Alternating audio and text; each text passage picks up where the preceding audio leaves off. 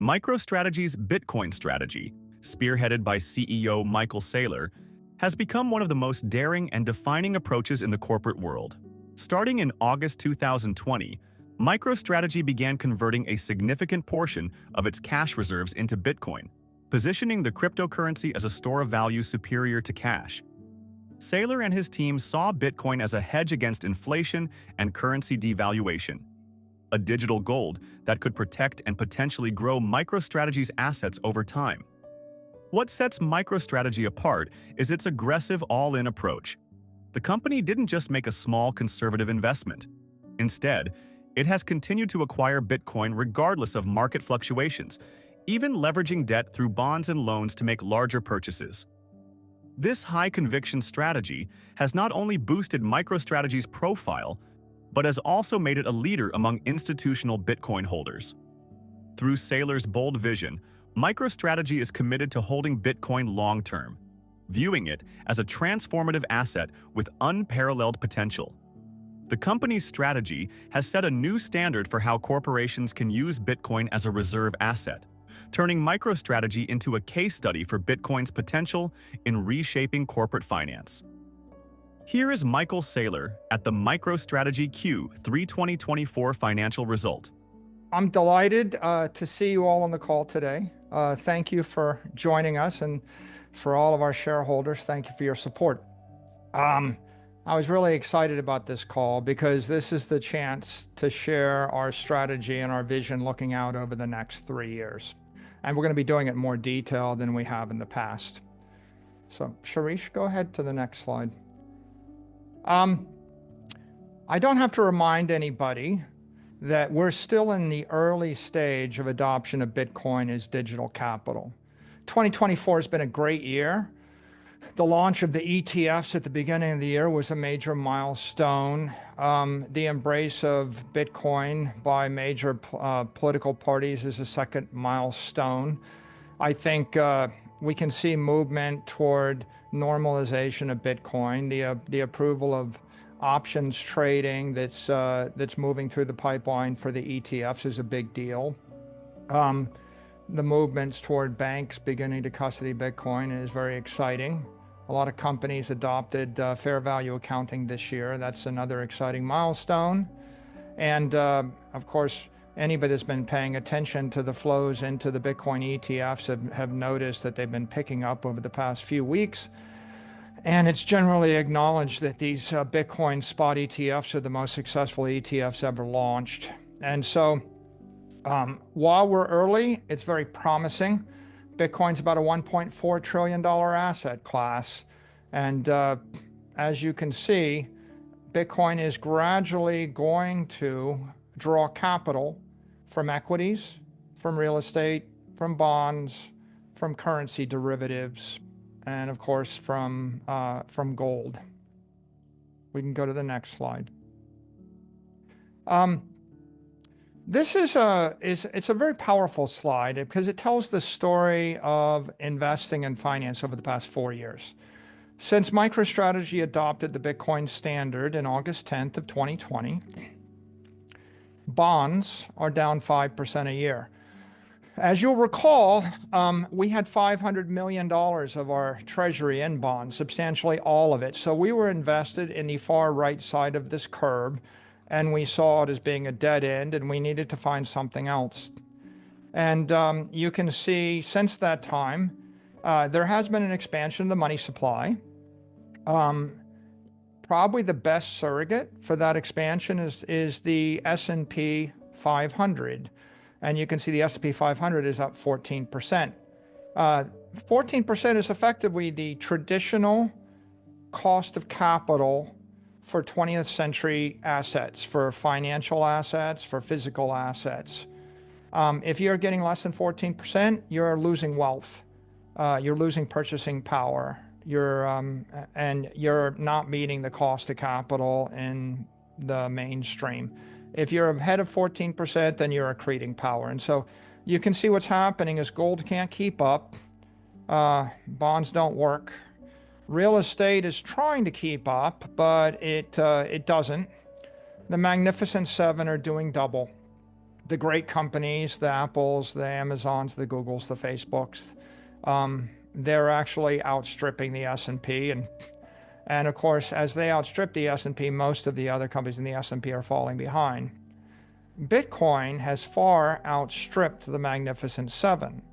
As if you've been following our journey, you know that our thesis was Bitcoin is like the Facebook of money or the Google of money. It is the dominant digital monetary network. It's a network that everybody in the world needs. Nobody in the world can stop.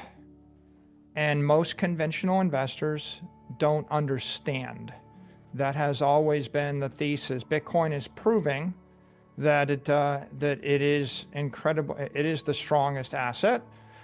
MicroStrategy threw its lot in with Bitcoin, but I'm happy to say here today that not only has MicroStrategy managed to become 100% Bitcoin, we've managed to almost 2x the performance of Bitcoin.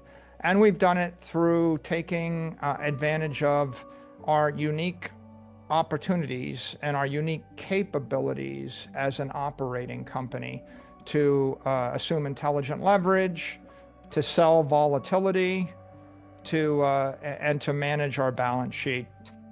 So this is just it's a great outcome. Shall we go to the next slide? Not only is MicroStrategy outperforming asset classes, it turns out that MicroStrategy has outperformed all 500 of the S&P 500. So we looked at everybody. We even looked at companies that weren't in the S&P 500 on August 10th, like Tesla, like Supermicro. And MicroStrategy is in essence, using a Bitcoin strategy, come out of nowhere to get 1,989% growth in the equity value over this time period. And you can see it's not even close, right? I mean, we've dramatically outperformed Supermicro. We've dramatically outperformed NVIDIA. And then when you get down to the number 5 or number 6 company, we're 4x. And so this is really a testament to the power of digital capital if you understand it properly. Let's go to the next slide. You know, we're a very special company in a lot of ways now.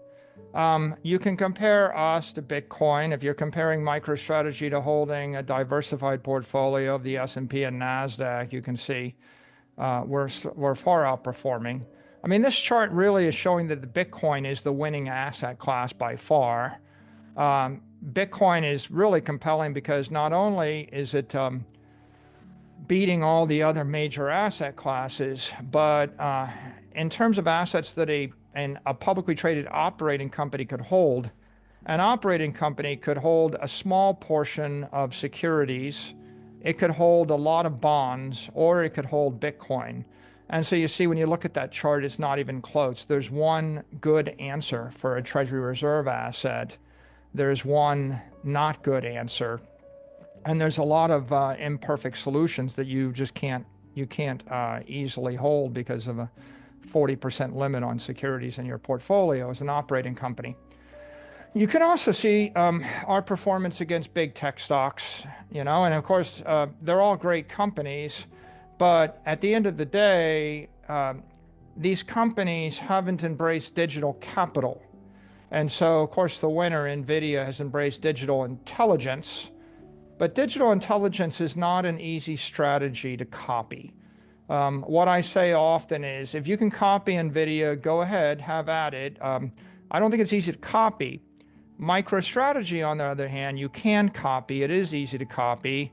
We've been publishing the playbook, and we continue to do so enthusiastically. And so MicroStrategy doesn't just represent a company that made a good investment at the right time. We really represent the beginning of a wave of digital transformation of capital, right? The capital markets are transforming. Bitcoin is digital capital. In time, dozens of companies will realize this, then hundreds, then thousands. Next slide. The conundrum for most companies is like 1% of the companies in the S&P 500 are generating most of the gain. 99% of the companies can't keep up. And so the Magnificent Seven steal the show. Most companies underperform. Bitcoin is dramatically beating the Magnificent Seven, and your best hope to actually keep up with the Magnificent Seven is construct a Bitcoin strategy. And of course, if it's a levered long strategy, you beat everybody. Next slide. Now, here's an interesting insight that we haven't ever shown before in one of these calls. MicroStrategy is not just the number one performing stock out of the S&P 500. We're also the most volatile stock. And there's a conventional wisdom in finance, which is volatility is bad and you shouldn't take risk with your balance sheet.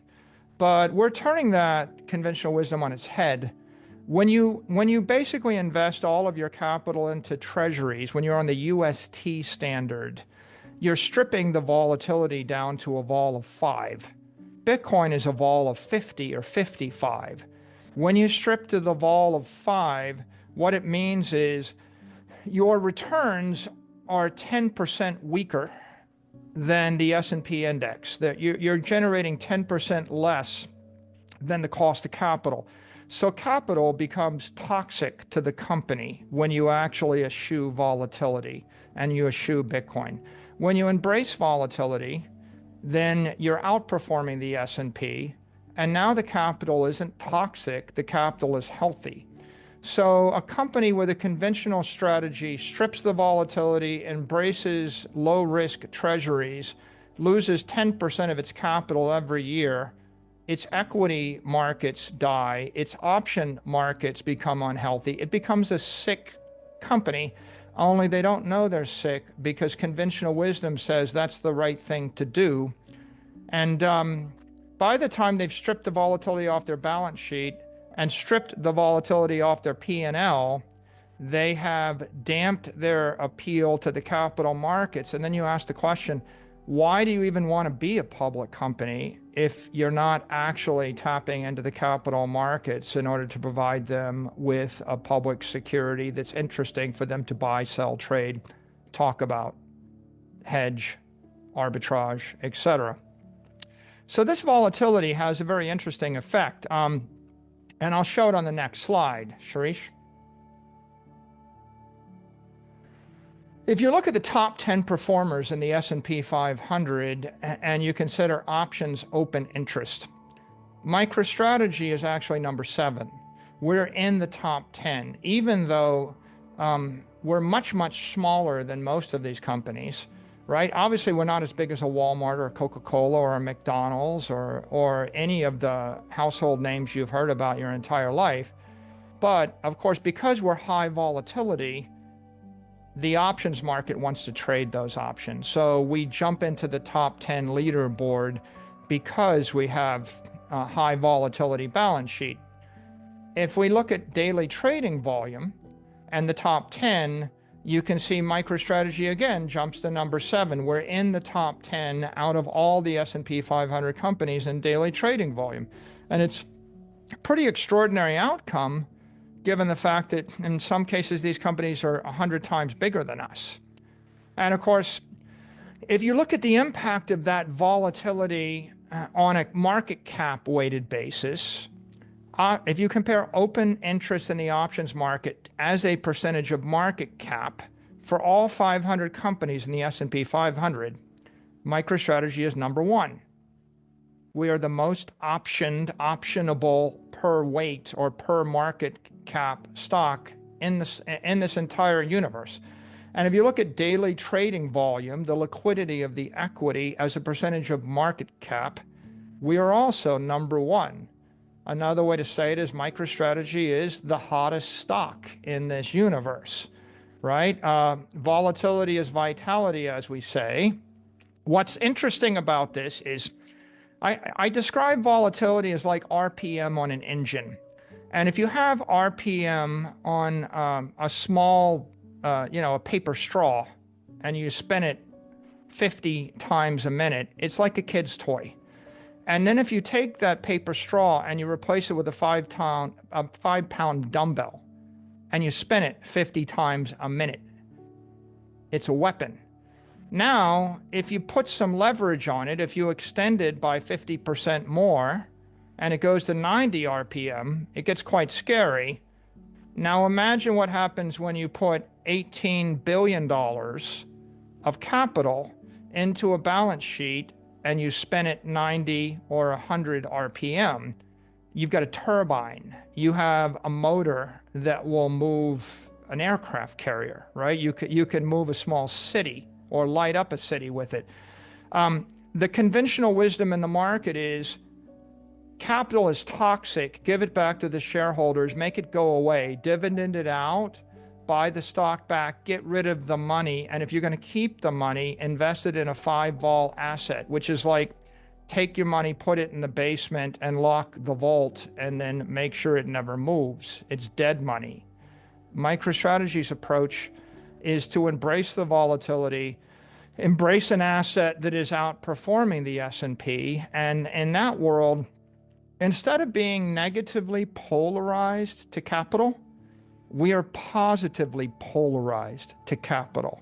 The more capital that we gather, the more powerful we become, and the more we enrich our own shareholders.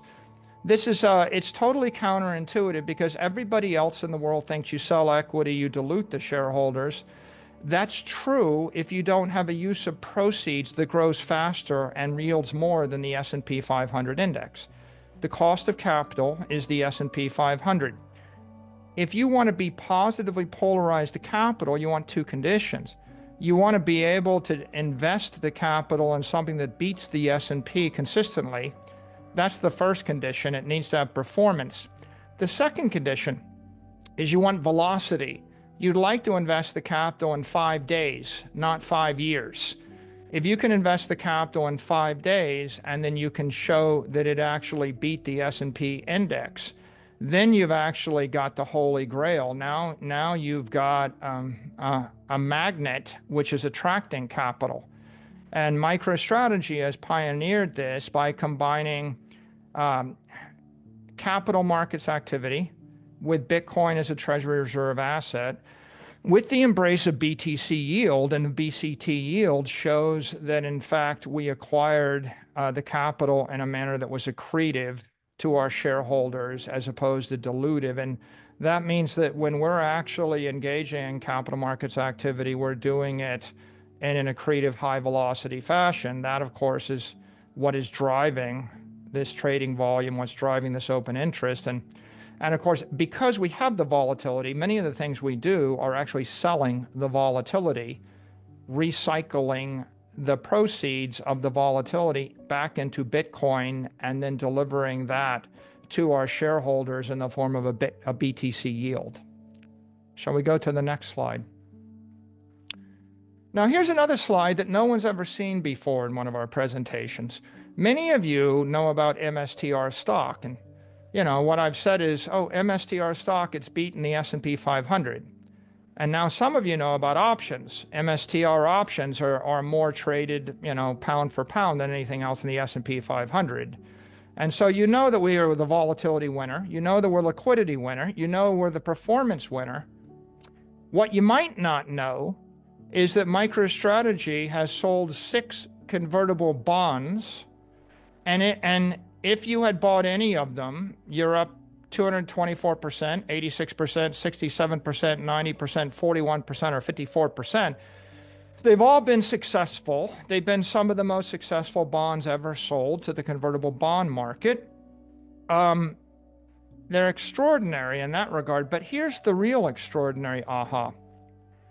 How do you buy Bitcoin at the all-time high, get the upside of Bitcoin, and get your principal protection and get the downside protected? How do you strip the volatility and the risk off of the investment and keep the performance?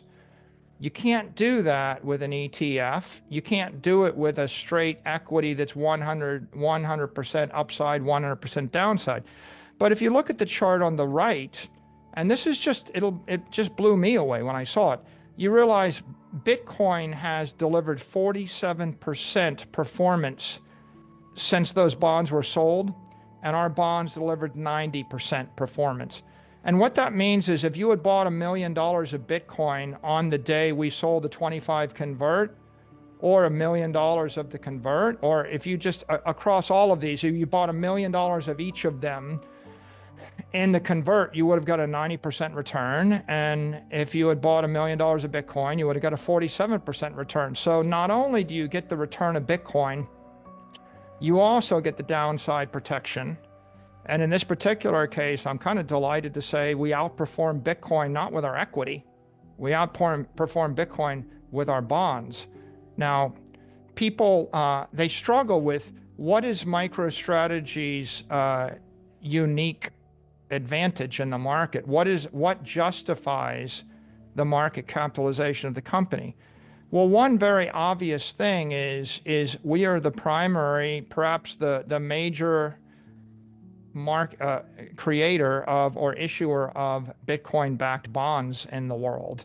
And we're able to do these at scale. And we've got the credibility to issue them. We've got the know-how to issue them. And we have the permanent capital. We have the $18 billion of permanent Bitcoin, and we have the large equity market cap that provides the floor, that provides the credit for a bond buyer. And yet, you couldn't really reproduce this performance. If you took $300 billion of cash in treasury bills and you sold these convertible bonds, well, you could guarantee that the buyer of the bond gets their money back, but you wouldn't be able to beat Bitcoin performance. You would be lucky to be able to beat the US Treasury performance. And so if you're going to issue Bitcoin-backed bonds or convertible bonds like this, you need to be 100% Bitcoin, and it needs to be permanent capital. You need to know that you've got it and no one's going to call it away from you. So MicroStrategy's got a very exciting business here. This is right now the best understood part of our fixed income strategy. And it's not the only thing we can do, but what you can see is that we have very successfully executed this strategy to the benefit of the bondholders, and of course also to the benefit of the equity holders. Next slide. There's a lot of confusion in the market. I mean, MicroStrategy is misunderstood. It's a little bit underestimated. I think the company is undervalued. And it starts from this observation that MicroStrategy is just a holding company that has some Bitcoin on its balance sheet that trades at a premium. And somehow, people that are short the company, they want to work through this logic of maybe the company's just worth its net asset value and a little bit of a premium. But that's kind of like saying a bank is only worth its net, its book value of its capital, or maybe, Apple Computer, 98.5% of Apple is based on forward expectations of the business, and only 1.5% is based upon the liquid assets of the company. So most companies are valued based upon their operations and their reserves. And so if we think about MicroStrategy as a Bitcoin treasury company, what are we doing? Well, we are plugged into the macro economy. The macro economy is being driven by technology, by inflation, by entropy, by chaos. And that macro economy drives the crypto economy. The crypto economy trades 24/7, 365, and people, move around all the crypto assets, and they also trade back and forth Bitcoin, and that's what makes it very volatile. That's why you can sell $1 billion of it on Saturday night. That's why you can buy $1 billion of it on Sunday morning, right? That the crypto economy, or the crypto exchanges plugged into Bitcoin, they are picking up the vibrations and the sentiments and the positive and negative developments of the macro economy. Now, why do people go to Bitcoin? Capital preservation and productivity. And of course, they will continue to do that. And that's a $1.4 trillion asset class. Now, Bitcoin is a commodity. It's a digital commodity. MicroStrategy taps into that digital commodity with our treasury operations. And one thing we do is acquire Bitcoin. We acquire the Bitcoin, we custody the Bitcoin, and we do that on behalf of our investors because many of them either can't or choose not to hold Bitcoin and custody the Bitcoin. We also issue securities like our equity and like our convertible bonds. And we adjust our leverage from time to time. We leverage up, we deleverage, we if we have something like this $500 million 28 note that's expensive, we repay it, we replace it with cheaper leverage. So we're always doing that. And in the future, if necessary, we'll fund dividends and any other payments necessary to our security holders. Now, that's the operational business. That business is made possible by our Bitcoin reserves. We have 252,220 Bitcoin. What's special? It's permanent capital. It can't be called, it's not overnight deposits. We can lean on the capital. We can leverage it. We know that we can take out a 4-year debt instrument and know that we'll have the capital in 4 years. And then the person that's buying the security knows we have the capital. So our reserves establish the creditworthiness of the company. What else do they do? Well, we create leverage with our reserves, by mixing fixed income and equity together. Whenever we sell equity at a premium to the underlying net asset value, we create leverage. Whenever we sell debt, we create leverage. If we sell convertible or create conversion rights at a large premium, we create leverage. As the duration of our instruments stretches out, we create leverage. So our reserves have some intelligent leverage in them. They're worth about $18 billion right now. We are the largest holder of permanent Bitcoin capital. Now, what can we do with it? Well, if we look to the right side, the market wants to buy securities. So for example, one security they really like, that everybody understands, is a spot Bitcoin ETF. IBIT, FBTC, etc. There's like 42 of them right now. There are going to be spot ETFs in every country on earth.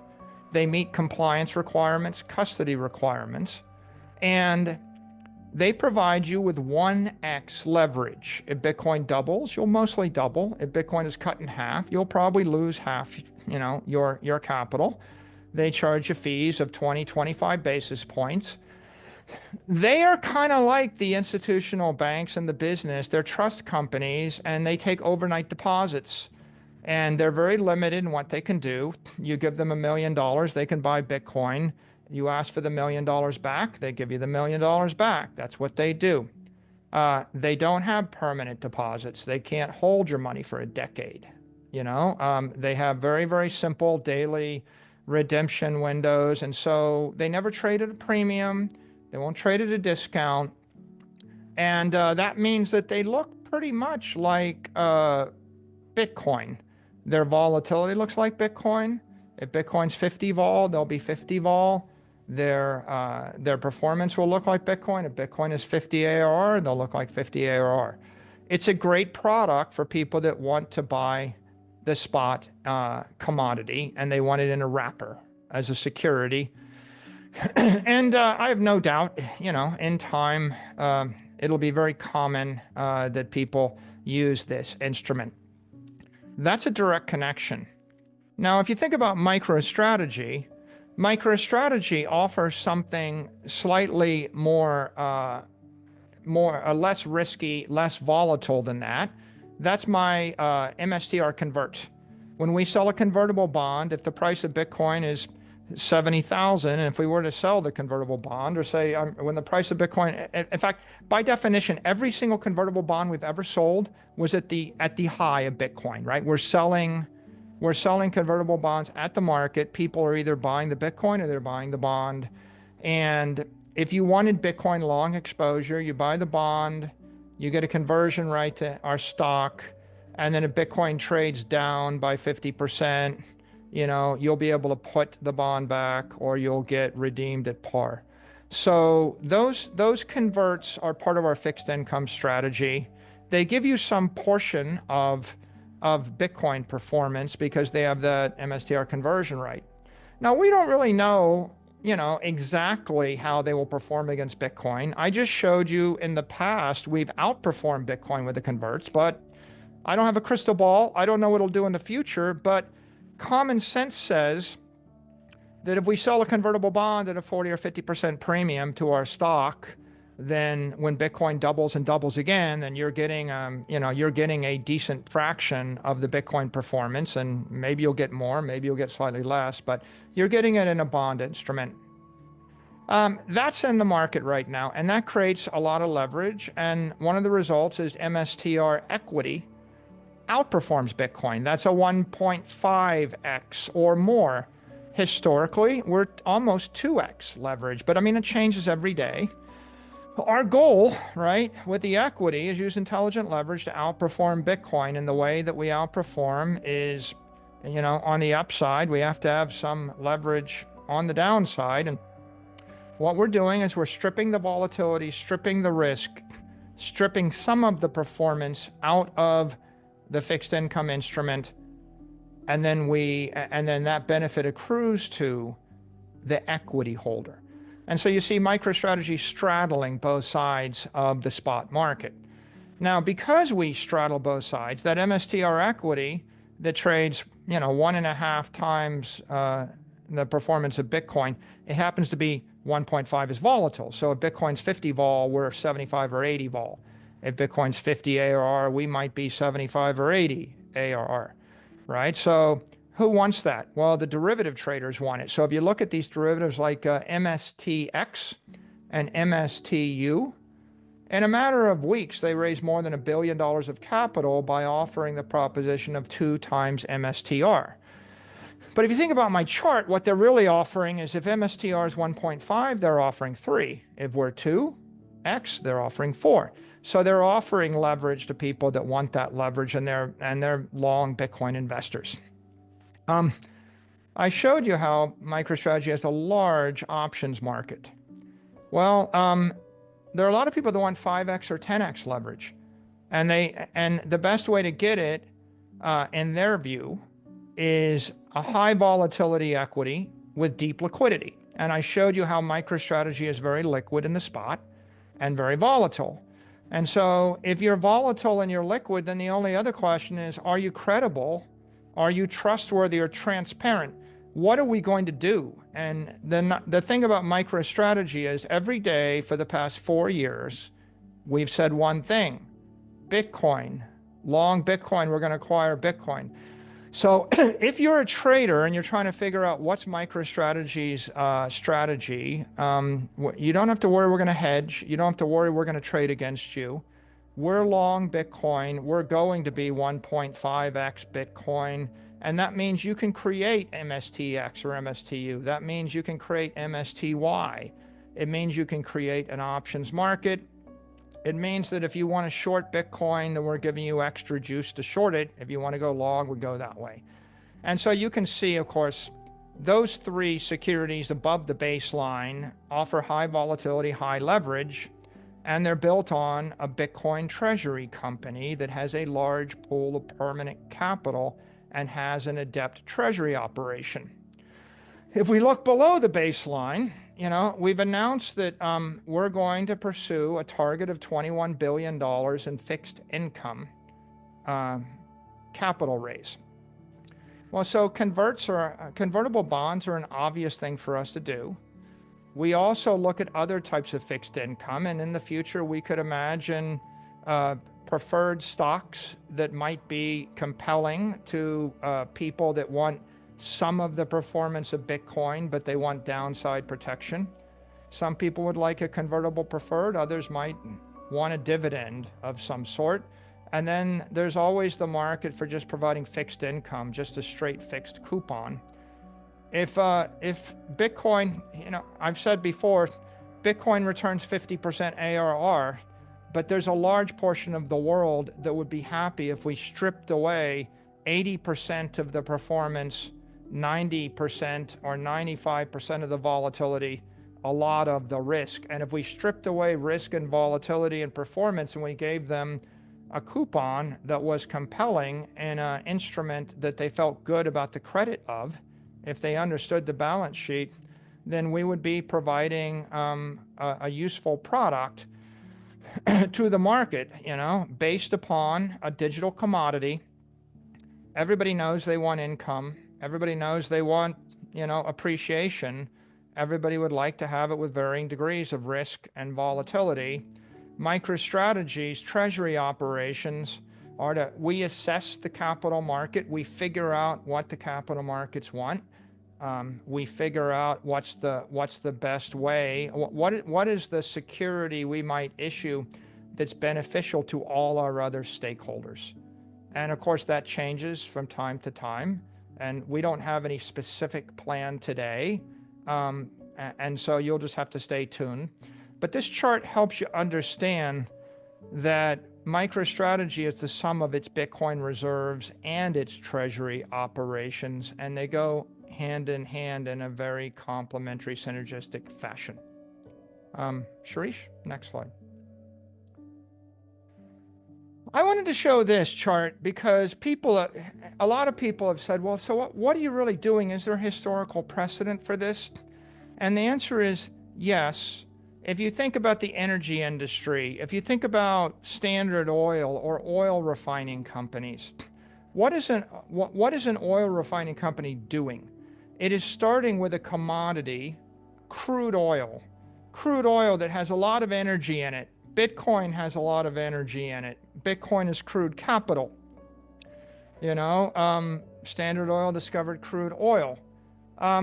The demand for that, and the market is driven by technology. The supply is a function of technology, entropy, chaos, inflation.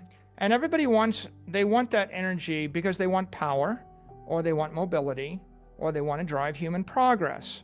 And those oil companies are a $10 trillion asset class. So it's a big market. It's a global market. It's based on a commodity. Now, what do oil companies do? Well, they have oil reserves. They have proven reserves and unproven reserves. You would never value an oil company just on their reserves. It's like, oh, well, they're just, 50%, or they're 1.5 times their reserves. Well, the answer is, what else are they doing? Well, they have an oil refining operation. So what does an oil company do? It refines the petrochemicals into products that are either more refined or less refined. So if you ranked the top 7 products that come from the crude oil commodity, the most refined is jet fuel. You're going to put it in your jet, fly across the Atlantic. It's pretty important. You'll pay a lot of money for jet fuel. Gasoline is the next most refined. Diesel is another product. Liquefied petroleum gas, LPG, is another product. Then heating oil, then fuel oil, and then you get down to asphalt. We put it on the street. Now, none of these users can use the crude oil. You can't put crude oil in your car engine. You can't put crude oil, down on the pavement for a highway. You can't put crude oil in your Boeing jet. So it's pretty obvious why you need an oil refining operation. And what does the company do? Well, it refines the petrochemicals, it prospects and drills, it extracts, it transports, and it manages the sales and distribution. And what is the company worth? It's worth the combination of those two things, right? And you have to figure out how valuable each of the two things are. But you are adding value to the crude oil when you refine it and purify it. When we create securities from Bitcoin, we're adding value. We're creating something which someone with a large pool of capital finds very compelling. They can't put the commodity in their engine, right? They just can't. They need the security, and we give it to them in a refined format, and that's worth a lot of money to them. And because of that, there oftentimes is what I'll call a BTC spread. There's a difference between the value of that security to the investor and the amount of Bitcoin in that security. And so in that particular case, if the BTC spread is 50%, then we sell $100 million of a security backed by 50 million of Bitcoin, and we capture $50 million in a BTC gain. And that is the value that we create for our shareholders.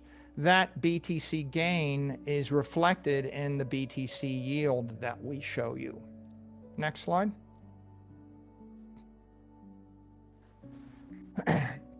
MicroStrategy started,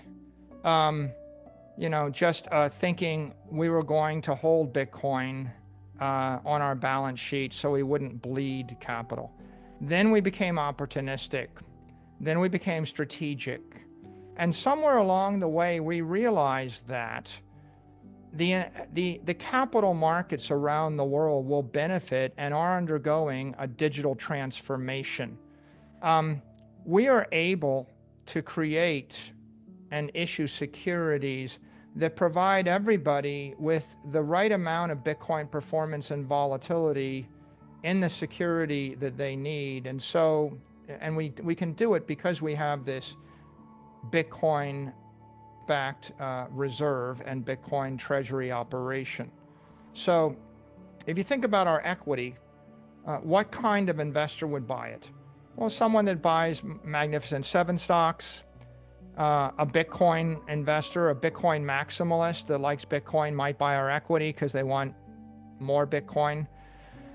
Options traders, they don't directly buy our equity, but the options traders trade the options, which then end up getting hedged into our equity. So the options are built on the equity. So indirectly, they're using the equity. And then any other kind of derivative, like the MSTUs or MSTXs or MSTYs I referred to. So we're actually digitally transforming those markets. The reason MicroStrategy equity is exploding in trading volume is because the market likes a security backed by digital capital. The reason that the options markets are exploding in open interest is the market likes to trade something backed by digital capital, right? If we look at another set of investors, there's equity indexes. They buy QQQ or SPY. There's hedge funds. There's arbitragers. There's alternative investors. They're looking for something which is not correlated to traditional risk assets, and maybe they want it for capital gain. And when we sell a convertible bond, we're actually offering somebody something that has downside protection. It's not correlated to their other portfolio. Maybe they get some Bitcoin upside. It's a different thing for a different type of investor, but these are large markets. And, just like, the 15 of the 20 most successful ETFs this year, they're Bitcoin or MicroStrategy-backed ETFs, right? Well, what's going on there? The market's telling you that they love the vol, they love the performance, and they love the idea of, who wouldn't love the idea of a big tech global network that feels like Google or Apple, but 10 years early, but isn't attached to a company, right? Like it's the big tech monetary network, a different thing. So there are certain investors that won't like the equity because they just don't like the volatility and they don't like the risk, but they'll like, sort of a part equity, part bond instrument like our converts. Then there's a third class of investors, the ones that buy preferred stock or high yield or private credit or real estate or hedge funds or alternatives. And it's not a market that we've served before. And as I said, we don't have any particular announcement right now. But it occurs to us that we're in an ideal position as a Bitcoin treasury company to take this Bitcoin high performance, high volatility capital and then strip a dividend out of it or strip away some of the volatility and performance and provide people with a Bitcoin with guardrails or Bitcoin with downside protection or Bitcoin low volatility, maybe with some kind of dividend of sorts. And of course, the last market here is the very conventional market. They buy corporate debt, they buy real estate, they buy mortgage-backed securities, they buy structured products, they buy preferred stocks, and they're looking for like a fixed coupon. And like we've generated fixed coupons. We just had a $500 million note, and it was paying 6.25% interest. And it was like 5-10x over collateralized. It was like the most secure thing in the world. It was in $500 million, at the base of a $25-30 billion tower of other assets. So, I don't think we minded so much paying the 6%. What we minded was we didn't want the EBITDA covenants, the liens, all of the other prohibitions, all of the other encumbrances. And we didn't want to have all our Bitcoin encumbered. But I could imagine under other circumstances that we'd be happy to pay, a coupon that's compelling if we found the right security. So you can see MicroStrategies. I think we're transforming and expanding all the markets we enter. We're the first company that ever did a convertible bond one week and another one the next week. And as Andrew said, we're the most, the most common issuer, the biggest issuer this year in terms of frequency. So we think that Bitcoin is actually providing and revitalizing, injecting performance into options, into equity, into convertible bonds. We think it'll expand the markets. We think we can expand all these markets. We think ultimately it's going to be good for investors. It's going to be good for our common stock shareholders. There's really nobody's really losing because as I've said before, it's like Bitcoin's giving us 50 vol, 50 ARR, and the world's full of people that would be delighted to take 20 vol, 20 ARR. And if we gave it to them over a long enough time frame, it looks like it's like a 60% BTC spread product where $100 million of capital results in $60 million, of BTC gains for our shareholders. And it still results in a very compelling instrument that's very easy to understand for a new class of investors. So we're excited about the opportunities, and we've got a 3-year plan. As I said, don't have a crystal ball. I don't know where we'll go with this, but over the next 3 years, we'll explore this mix and we'll find the right combination for the capital markets, for Bitcoin, and for our common stock shareholders. Next. We're really excited to increase, our targets for BTC yield. We took them up by 2% from 4 to 8 to 6 to 10. But, here is, I think, where it's appropriate for me just to make a few comments, right? Like, as I said, I think our company's misunderstood, and I also think it's undervalued. Investors have been concerned, about a lot of things. They've been concerned about our ability to raise more capital via equity and debt issuance.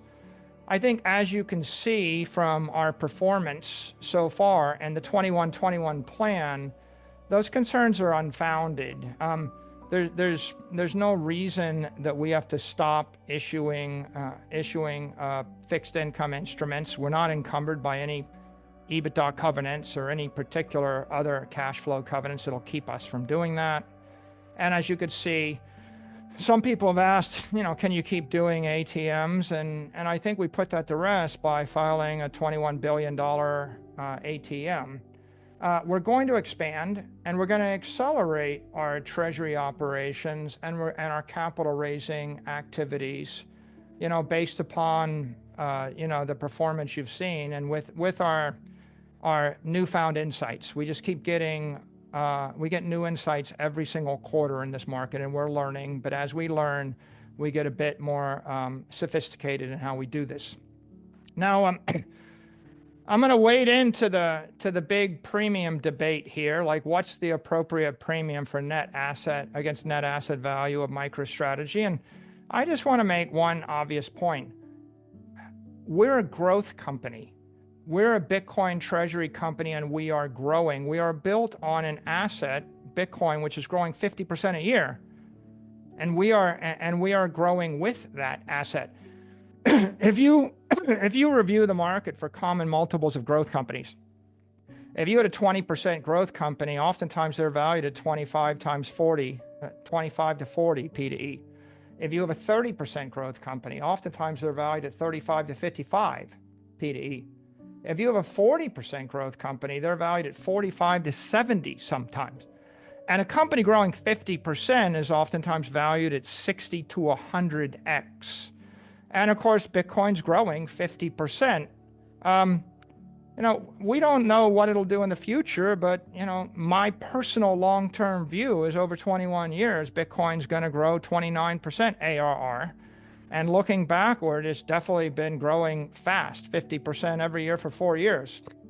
So, how do you think about the value of the BTC, the Bitcoin treasury operations, right? Not the balance sheet, not the reserves, but what's the operation worth? And, if you expect 30 to 50% growth for Bitcoin, then it's not unreasonable to have a 30 to 50x multiple for that growth. And a 30x to 50x multiple means if you were to look at this 6 to 10% target, 30 times 10 is a 300% premium to net asset value.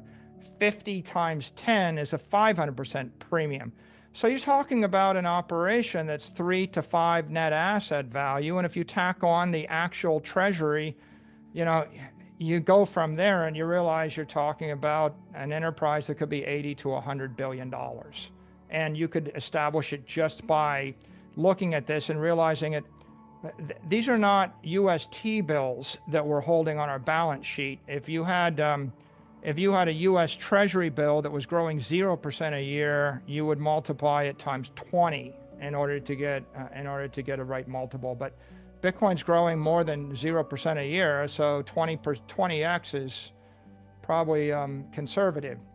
So that's one way to approach it. Another way to approach it is to look at the BTC gain, and that is what's really happening here. When we have a 5% BTC yield in the quarter, that's the same as acquiring 12,500 Bitcoin for our shareholders without dilution.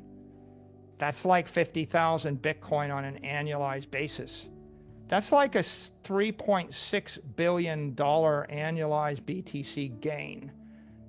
If you had a $3.6 billion annualized gain and you put a 30 to 50 multiple on it, you've all of a sudden got an operation that's got a $108 billion to $180 billion value, and then you tack on the other 18 billion for the Bitcoin, and you see where you get.